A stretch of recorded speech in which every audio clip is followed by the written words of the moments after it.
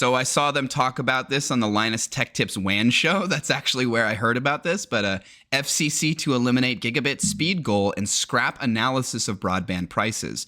A quick overview. My understanding is that during the Biden administration, the FCC put some gigabit speed goal for rural broadband expansion, and that this new FCC under the Trump administration and the new chairman, Brendan Carr, has basically come out and squashed all of those goals, reversed them, and reduced them. The Federal Communications Commission is ditching Biden-era standards for measuring progress towards the goal of universal broadband deployment. The changes will make it easier for the FCC to give the broadband industry a passing grade in an annual progress report. FCC Chairman Brendan Carr's proposal would give the industry a thumbs up even if it falls short of 100% deployment, eliminating a long-term goal of gigabit broadband speeds and abandon a new effort to track the affordability of broadband. Section 706 of the Telecommunications Act requires the FCC to determine whether broadband is being deployed on a reasonable and timely basis to all Americans. If the answer is no, the U.S. law says the FCC must take immediate action to accelerate deployment of such capability by removing barriers to infrastructure investment and by promoting competition in the telecommunications market. Generally, Democratic-led commissions have found that the industry isn't doing enough to make broadband universally available, while Republican-led commissions have found the opposite. Democratic-led commissions have also periodically increased the speeds used to determine whether advanced telecommunication capabilities are widely available, while Republican-led commissioners have kept the speed standards the same. I would think about this a little bit like inflation, sort of like internet speeds are forever increasing. And so wanting to keep them forever, like the standard by which you measure how well the broadband is being deployed, if you keep that standard the same and never want to change it, that's effectively the same as keeping the somebody's wage the same, never giving them a raise while inflation still increases, right? You're effectively getting a cut. It can be thought of slightly similar to that.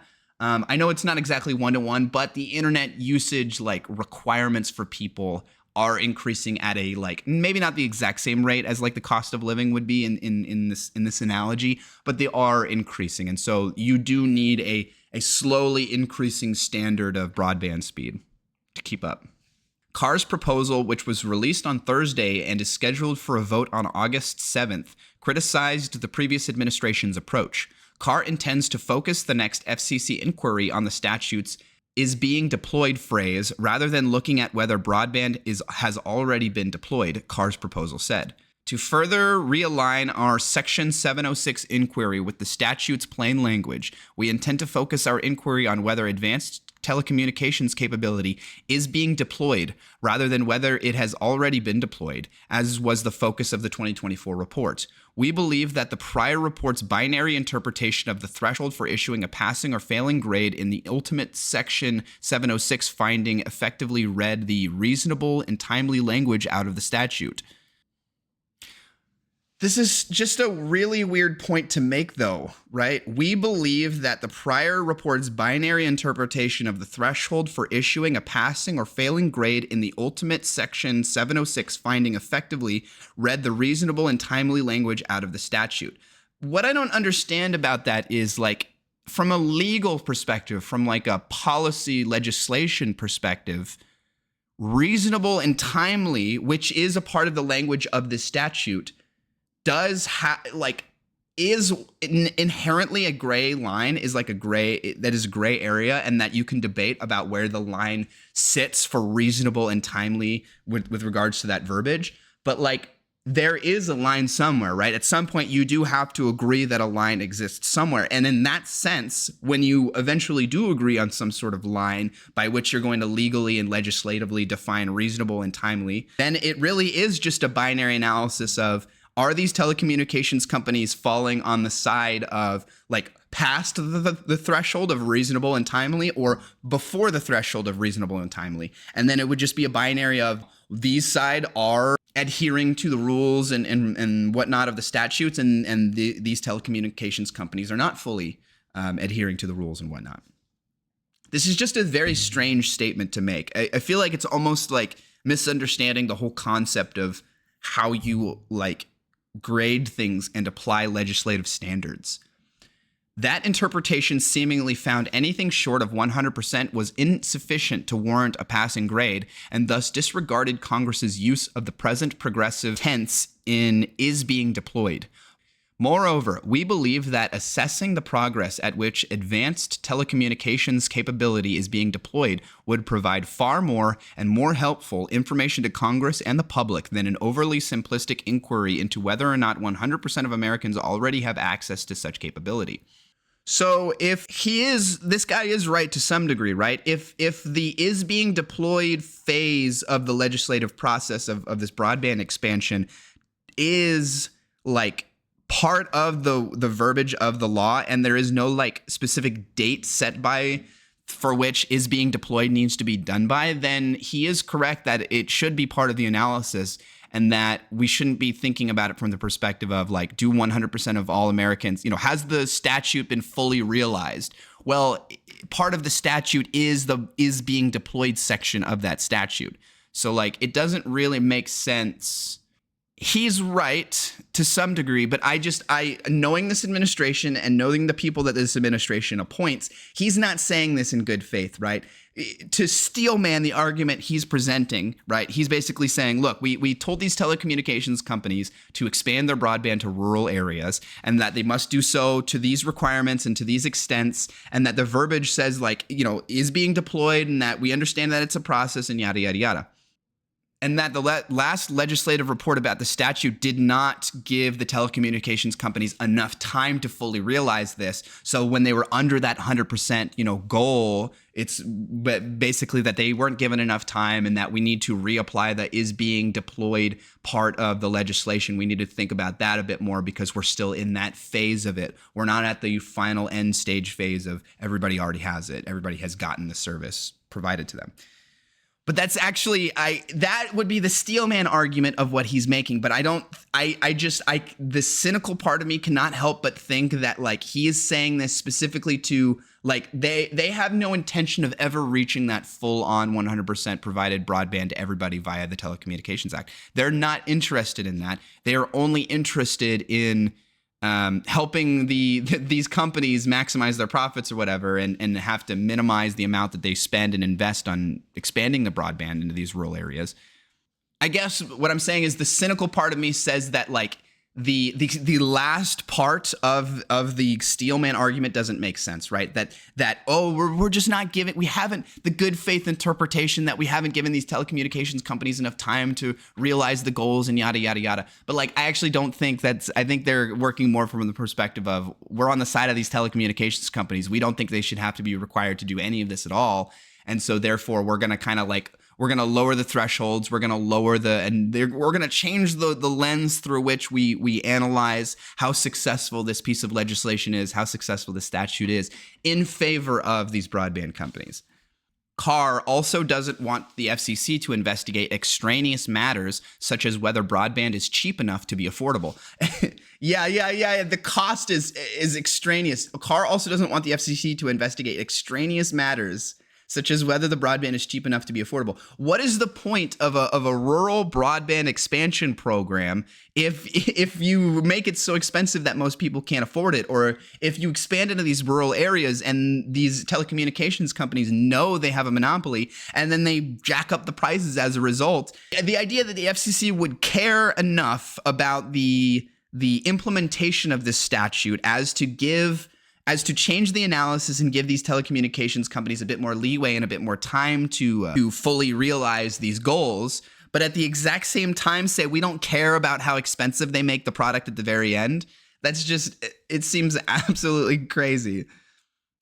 The commission in the 2024 report departed from the way that the Section 706 inquiry had historically been conducted by for the first time reading several extraneous universal service criteria into the Section 706 statutory inquiry based upon its interpretation of congressional intent.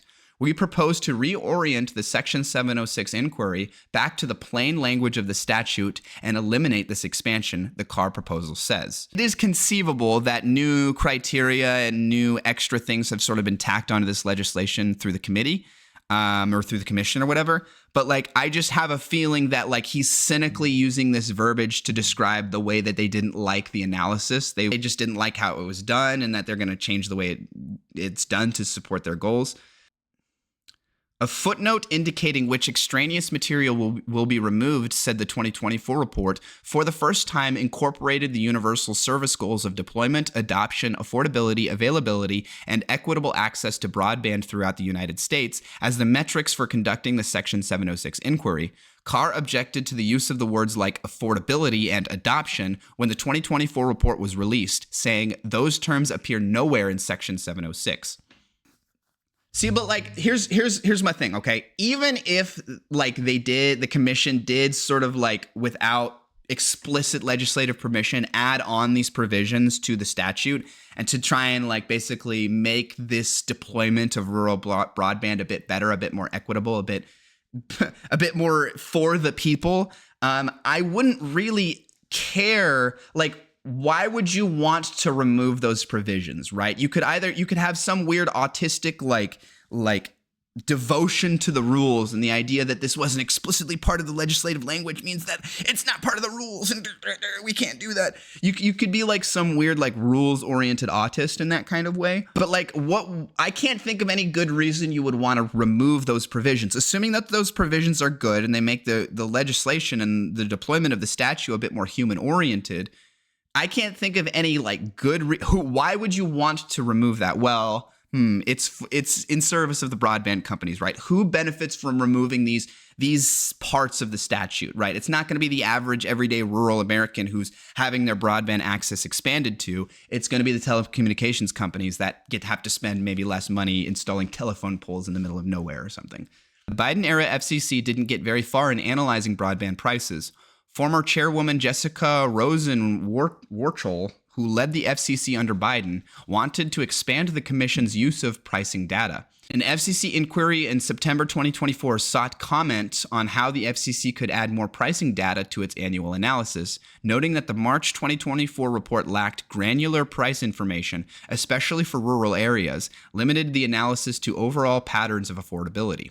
The most recent Section 706 report, released in March 2024 after a 3-2 vote, also raised the FCC's internet speed benchmark to 100 megabytes per second download speeds and 20 megabytes per second upload speeds. The previous benchmark of 25 megabits per second downstream and 3 megabytes per second upstream had been in place for 9 years. Yeah, that doesn't, maybe in the days of dial-up, 25 down, 3 up is enough, but in the year 2025, that's just not enough. Under the chairwoman Jessica Rosenworcel, the FCC additionally set a long-term speed goal of 1 gigabit per second download speeds with 500 megabytes per second upload speeds. Carr's proposal would abolish that long-term goal. As part of our return to following the plain language of Section 706, we propose to abolish without replacement the long-term goal of 1,000 megabytes/500 megabytes download/upload established in the 2024 report, Carr's plan said. Not only is a long-term goal not mentioned in Section 706, but maintaining such a goal risks skewing the market by unnecessarily potentially picking technological winners and losers. Yeah, okay. So he wants to take, so basically they're taking away these good provisions, these good changes to the statute, right? And he's hiding behind it's not in the plain language of the statute, so that's why we're going to take it away. And, it wouldn't be fair to it wouldn't be fair to these telecommunications companies, right? It would just be so unfair to them, guys. Come on, we can't do that. That's what he's saying. He's hiding behind the language of the statute and the idea that it's unfair to some of these companies, rather than out front addressing the actual thing, saying these good human-centered provisions of the statute we are revoking for cynical purposes. Obviously, they're not going to say that, but there's just no conceivably good, like, constituent, citizen-oriented reason for making this sort of change, right? This literally only benefits the telecommunications companies at the expense of the average American citizen, especially rural ones who would have received this service. Fiber networks can already meet a 1,000/500 megabytes per second standard, and the Biden administration generally prioritized fiber when it came to distributing grants to internet providers. The Trump administration changed grant-giving procedures to distribute more funds to non-fiber providers, such as Elon Musk's Starlink satellite network. See, I feel like if this is such an insane conflict of interest, right? The fact that like Elon Musk was even in the government at all, and the fact that like his companies are still receiving huge contracts from the government for making broadband, for doing rockets and all sorts of other junk. Also, it's not like installing fiber is really all that much more expensive than installing like regular old school, I don't know what they did before fiber, but Ethernet style internet. I would speculate that like you install them in a very similar manner, and that the only difference would be the cost of the actual cable. And maybe fiber optic cables are more expensive, but when you're talking about like large scale infrastructure and laying broadband internet across thousands and thousands of miles, the cost of the cable from fiber to Ethernet or whatever is not like a major consideration. And especially when you consider the speed differences and the reliability of fiber versus Ethernet, there is no good reason why you would want to change the grant-giving procedures to prioritize non-fiber internet providers. That seems literally exactly the opposite. Carr's proposal alleged that the 1,500 megabyte long-term goal would appear to violate our obligation to conduct our analysis in a technologically neutral manner, as it may be unreasonably prejudicial to technologies such as satellite and fixed wireless that presently do not support such speeds. But technologically neutral manner, what? What does that even mean, right? In the same way that that's a very vague term, and that there are vague parts of this statute that you can sort of just choose to reinterpret, that we're going to lower the threshold or the 1,000 to 100 megabytes or whatever. This is a pretty vague term, technologically neutral manner. Like, what the heck does that mean? Does that mean that you are applying it equally to all technologies? Does that mean that you're providing an objective analysis to an objective neutral analysis to whatever is the best technology for the application for the situation?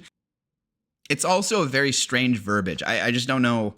But also, like, when it comes to broadband, like, satellite and fixed wireless are not reasonable alternatives to a proper, robust broadband internet system, right? They're not one-to-one. They're not the same.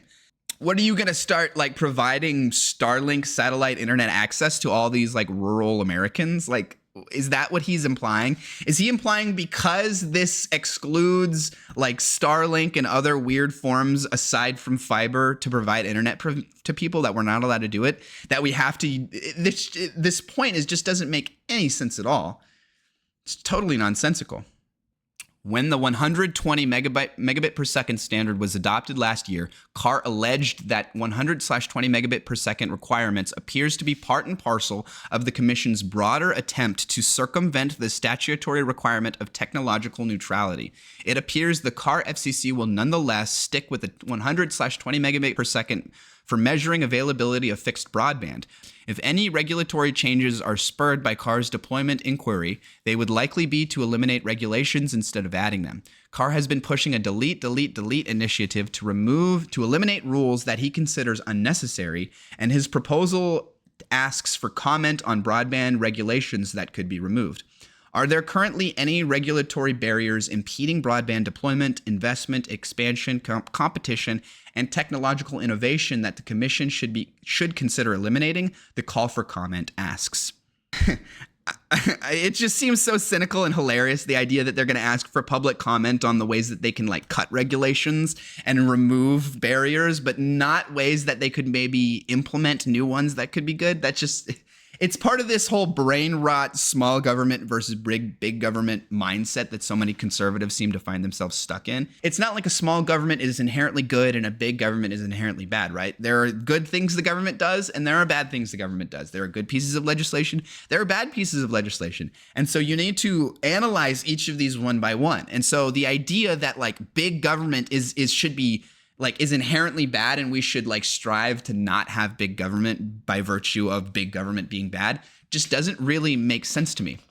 Obviously, governments shouldn't be bigger than they necessarily should be, right? They should be exactly the right size, no smaller, no bigger. But this idea, it's just total brain rot that like this whole big government bad, so we need to remove rules. Deregulation good because regulation equals government and government equals bad. Big government equals bad. So removing regulation equals good. That is like the basic ass analysis that they're doing that doesn't make any sense at all. But yeah, it seems like the guys at Linus Tech Tips were right that this is a pretty big step backwards with regards to rural internet access and how it's going to be expanded over the next 4 to 8 to 10 years or so.